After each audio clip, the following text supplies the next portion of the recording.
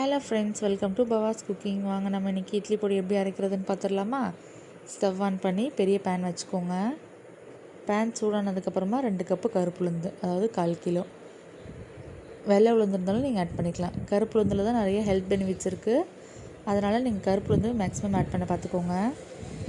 இதில் கலர் மாறினா தெரியாது. நல்லா வறுப்பட்டதுக்கப்புறமா நல்ல ஒரு வாசனை வரும்.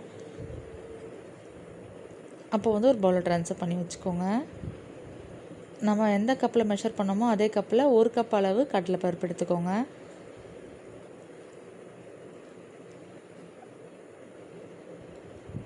லோ ஃப்ளேம்லேயே வச்சு நல்லா கோல்டன் ப்ரௌன் ஆகிற வரைக்கும் நல்லா வறுத்து எடுத்துக்கோங்க. அதை ஒரு பாத்திரத்தில் மாற்றிக்கலாம். அது கூடவே 1/4 கப் அளவு தனியா ஆட் பண்ணும்போது அந்த ஃப்ளேவர் சூப்பராக இருக்கும், அரோமாவும் சூப்பராக இருக்கும். 2 டேபிள் ஸ்பூன் கருப்பு எள்ளு ஆட் பண்ணிக்கலாம். உங்கள்கிட்ட வெள்ளை எள்ளு இருந்தாலும் நீங்கள் ஆட் பண்ணிக்கலாம். எள்ளை போட்டு பொரிஞ்சதுக்கப்புறமா நல்லா பொரிஞ்சு வரும். அந்த ஸ்டேஜில் ஒரு பவுலில் ட்ரான்ஸ்ஃபர் பண்ணிக்கோங்க. அது கூடவே 1 ஸ்பூன் அளவு மிளகு சீரகம், கொஞ்சமாக சூடு ஏறினா போதும். உங்கள் காரத்துக்கு ஏற்ற மாதிரி மிளகா ஆட் பண்ணிக்கோங்க. காஞ்ச மிளகா. எண்ணெய் ஊற்றாமல் ட்ரை ரோஸ்ட்டே பண்ணிக்கோங்க எல்லா இன்க்ரீடியன்ட்ஸையும். இந்த மாதிரி கலர் சேஞ்ச் ஆகி வரும்பொழுது நம்ம ஆல்ரெடி எடுத்து வச்சுருக்கிறது கூடவே இதையும் ஆட் பண்ணிக்கலாம். இப்போ 10லேருந்து 15 பல் பூண்டு ஆட் பண்ணிக்கோங்க. தோலோடு ஆட் பண்ணிக்கோங்க. பூண்டு நல்லா சூடாகி வரும்பொழுது அதையும் மிளகாய் கூட ஆட் பண்ணிக்கலாம்.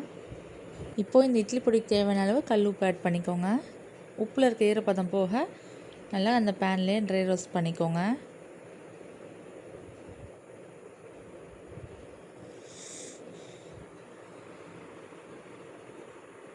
இப்போ அதையும் அந்த பவுலில் ட்ரான்ஸ்ஃபர் பண்ணிக்கலாம்.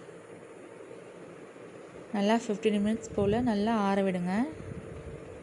நல்லா ரூம் டெம்பரேச்சர் வந்ததுக்கப்புறமா நம்ம கொஞ்சம் கொஞ்சமாக மிக்சர் ஜாரில் ஆட் பண்ணி அரைச்சிக்கலாம்.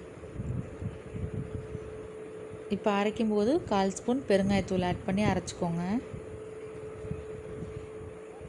அரைச்சி ஒரு பவுலில் ட்ரான்ஸ்ஃபர் பண்ணிக்கோங்க. நல்லா ஆறி வந்ததுக்கப்புறமா ஒரு ஏர்டைட் கண்டெய்னரில் போட்டு நீங்கள் ஸ்டோர் பண்ணி வச்சுக்கலாம். இது இட்லி தோசை கூடலாம் வச்சு சாப்பிடும்போது சூப்பராக இருக்கும். நீங்கள் இதில் பொடி இட்லி, பொடி தோசைலாம் நீங்கள் ட்ரை பண்ணி பாருங்கள், சூப்பராக இருக்கும். இதே மாதிரி ட்ரை பண்ணி பார்த்துட்டு எப்படி வந்துச்சுன்னு கமெண்ட்ஸில் சொல்லுங்கள். இந்த வீடியோ பிடிச்சிருந்துச்சுன்னா லைக் பண்ணுங்கள், ஷேர் பண்ணுங்கள், கமெண்ட் பண்ணுங்கள். மறக்காமல் சப்ஸ்கிரைப் பண்ணிக்கோங்க. உங்கள் ஃப்ரெண்ட்ஸ் அண்ட் ஃபேமிலிக்கு ஷேர் பண்ணி விடுங்க. தேங்க்ஸ் ஃபார் வாட்சிங்.